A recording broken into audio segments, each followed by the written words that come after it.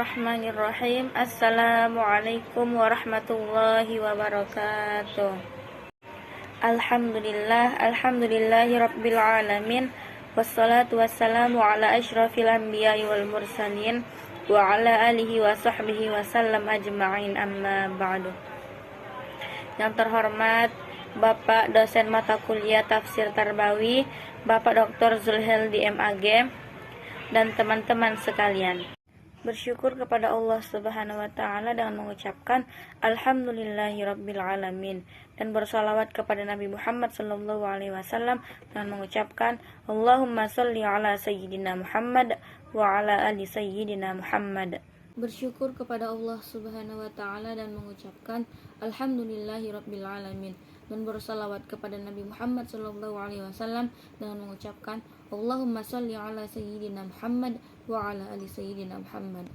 Baiklah, saya Tuti Alawiyah Tambunan dengan NIM 2414040041. Di sini saya akan menjelaskan mengenai mata kuliah tafsir Tarbawi tentang Quran surah Al-Kahfi ayat 25 sampai 27. Yang mana bacaannya adalah sebagai berikut. A'udzu billahi minasyaitonir rajim. Bismillahirrahmanirrahim. Walabithu fi kahfihim salasami'atin sinina wazdadu tis'a. Qulillahu a'lamu bima labithu lahu ghaibus samawati wal ard. Absir bihi wa asmi' ma lahum min dunihi min wali wa la yushrik fi hukmihi ahada. Watlu ma uhiya ilaika min kitabi rabbik mubaddila li kalimatihi wa lan tajida min dunihi multahada. Yang artinya, dan mereka tinggal dalam gua mereka 300 tahun dan ditambah 9 tahun lagi. Katakanlah, Allah lebih mengetahui berapa lamanya mereka tinggal di gua. Kepunyaannya lah semua yang tersembunyi di langit dan di bumi. Alangkah terang penglihatannya dan alangkah tajam pendengarannya. Tak ada seorang pelindung bagi mereka selain daripadanya, dan dia tidak mengambil seorang pun menjadi sekutunya dalam menetapkan keputusan. Dan bacakanlah apa yang diwahyukan kepadamu, yaitu kitab Tuhanmu Al-Quran. Tidak ada seorang pun yang dapat merubah kalimat-kalimatnya, dan kamu tidak akan dapat menemukan tempat berlindung selain daripadanya. Selanjutnya itu penafsiran Quran surah Al-Kahfi ayat 25 sampai 27. Yang pertama, tafsir Syekh Muhammad Tantawi Jauhari. Kajian ini menelaah penafsiran Syekh Muhammad Tantawi Jauhari dalam karyanya Al-Jawahir fi Tafsir Al-Quran Al-Karim terhadap surah Al-Kahfi ayat 25 hingga 27.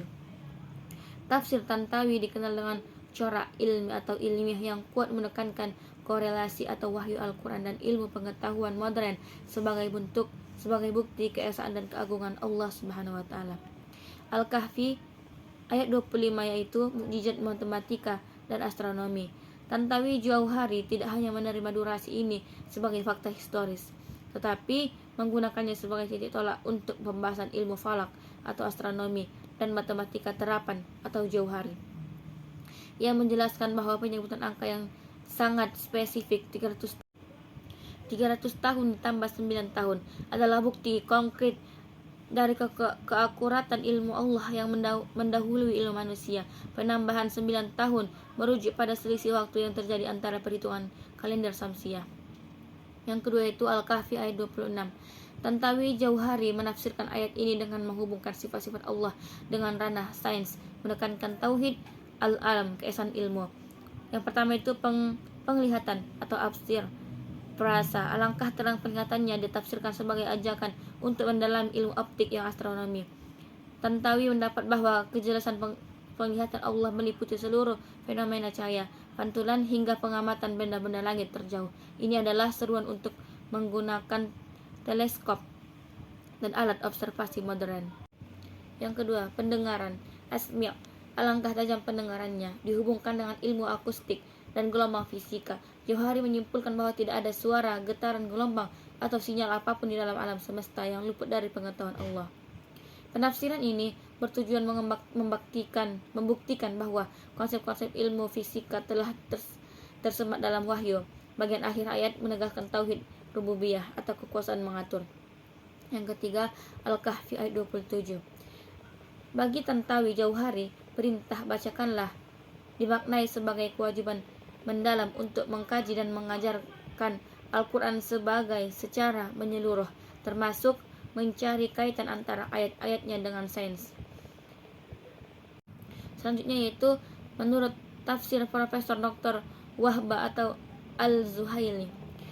Yang pertama itu ayat 25 menegaskan masa tidur Al-Kahfi, Ashabul Kahfi.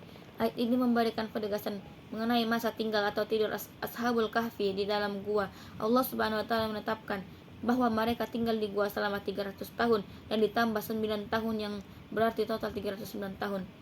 Penyebutan dua angka ini bertujuan untuk menghilangkan keraguan dan menjelaskan bahwa perbedaan jumlah ini terkait dengan perbedaan perhitungan tahun.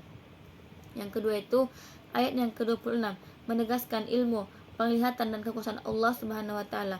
Ayat ini mengandung pelajaran penting yang mengarahkan Rasulullah SAW untuk menyerahkan sepenuhnya pengetahuan mengenai durasi tidur Ashabul Kahfi kepada Allah Subhanahu wa taala.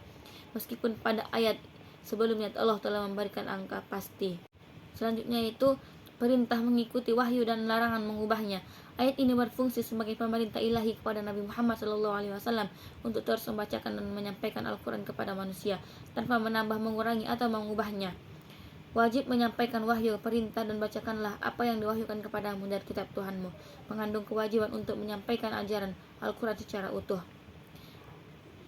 Kekekalan Al-Quran tidak ada seorang pun yang dapat mengubah kalimat-kalimatnya. Al-Quran bersifat mutlak dan tidak dapat dibatalkan atau diubah oleh siapapun. Tiada pelindung selain Allah Subhanahu wa taala dan engkau tidak akan menemukan tempat berlindung selain dari dirinya. Merupakan penutup yang menguatkan ketergantungan mutlak kepada Allah Subhanahu wa taala, mengingatkan bahwa hanya Allah Subhanahu wa taala tempat berlindung dari segala kesulitan, termasuk tantangan dalam menyampaikan wahyu. Selanjutnya yaitu asbabun nuzul Quran surah Al-Kahfi ayat 25 sampai 27. Asbabun nuzul atau sebab-sebab turunnya Al-Quran. Sebab-sebab turunnya surah Al-Kahfi termasuk ayat 25 sampai 27 terkait erat dengan tantangan yang dihadapi Nabi Muhammad SAW dari kaum Quraisy yang bekerja sama dengan ulama Yahudi. Secara umum, asbabun nuzul untuk rangkaian ayat 9 sampai 26 atau kisah Asbabul Kahfi adalah respon dari Allah Subhanahu wa taala atas pertanyaan yang diajukan oleh orang-orang kafir Quraisy. Asbabun nuzul Quran surah Al-Kahfi ayat 25 penegasan masa tidur. Ayat 25 menyatakan bahwa Asbabul Kahfi tidur selama 300 tahun dan ditambah 9 tahun. Maka 300 tahun dan 9 tahun turun sebagai jawaban atas keraguan dan pernyataan spesifik yang muncul di kalangan para sahabat setelah turunnya bagian awal kisah. Selanjutnya yaitu asbabun nuzul ayat 26 sampai 27, penutup kisah dan pendoman wahyu. Ayat 26-27 berfungsi sebagai penutup kisah Asbabul Kahfi dan pelajaran umum bagi Rasulullah SAW dan umatnya yang merupakan bagian dari konteks surah Al-Kahfi secara keseluruhan. Latar belakangnya jawaban ilahi. Ayat 26 yang berbunyi, katakanlah Allah lebih mengetahui berapa lamanya mereka tinggal, merupakan respons langsung dari Allah Subhanahu wa taala untuk meluruskan pemahaman tentang ilmu gaib. Selanjutnya yaitu nilai pendidikan Quran surah Al-Kahfi ayat 25 sampai 27. Ayat 25, 26, 27 dari surah Al-Kahfi mengandung beberapa nilai pendidikan yang sangat penting, terutama dalam aspek akidah, keimanan, tauhid atau keesaan Allah dan sumber pedoman hidup. Yang pertama itu pendidikan akidah dan tauhid atau keimanan kepada Allah. Nilai pendidikan utama dari ayat 25 sampai 26 adalah penetapan bahwa ilmu tentang hal-hal gaib seperti berapa lama Ashabul Kahfi tertidur adalah milik Allah semata.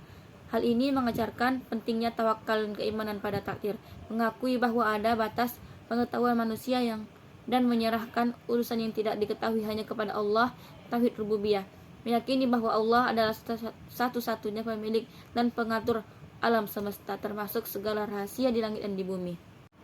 Kekuasaan dan pengawasan Allah yang sempurna, penyataan alangkah terang penglihatannya dan alangkah tajam pendengarannya, mengajarkan bahwa Allah Subhanahu wa taala Maha melihat dan Maha mendengar atas segala sesuatu, baik yang tersembunyi maupun yang nyata. Hal ini menanamkan nilai muraqabah atau kesadaran akan pengawasan Allah, mendorong individu untuk selalu merasa diawasi oleh Allah, yang akan berdampak pada pengendalian dari diri dan motivasi untuk berbuat baik. Allah satu-satunya pelindung dan pembuat keputusan. Kalimat tidak ada seorang pelindung pun bagi mereka selain Dia, dan Dia tidak mengambil seorang pun menjadi sekutunya dalam menetapkan keputusan. Menekankan tauhid uluhiyah atau keesaan dalam peribadahan, dan tauhid asma wa sifat atau keesaan dalam nama dan sifat yang mengajarkan kemandirian dalam perlindungan, hanya berlindung dan bergantung kepada Allah, bukan kepada selainnya. Ketaatan mutlak pada hukum Allah menegaskan bahwa hukum, ketetapan dan syariat adalah mutlak milik Allah dan tidak ada makhluk yang berhak campur tangan atau menjadi sekutu dalam kekuasaannya. Pendidikan sumber pedoman hidup Al-Quran. Menjadikan Al-Quran sebagai pedoman utama. Perintah dan bacakanlah Muhammad apa yang diwahyukan kepadamu, yaitu kitab Tuhanmu Al-Quran. Mengajarkan bahwa membaca, mengkaji dan mengamalkan Al-Quran adalah kewajiban dan sumber utama petunjuk bagi umat Islam. Kemutlakan dan keabadian kalimat Allah, penegasan tidak ada yang dapat mengubah kalimat-kalimatnya, menanamkan nilai ketetapan hati istiqamah, meyakini dan memegang teguh ajaran Al-Quran karena tidak akan pernah berubah meskipun tuntunan zaman atau pandangan manusia berganti. Integritas dan amanah bagi seorang pendidik atau seperti Rasulullah SAW.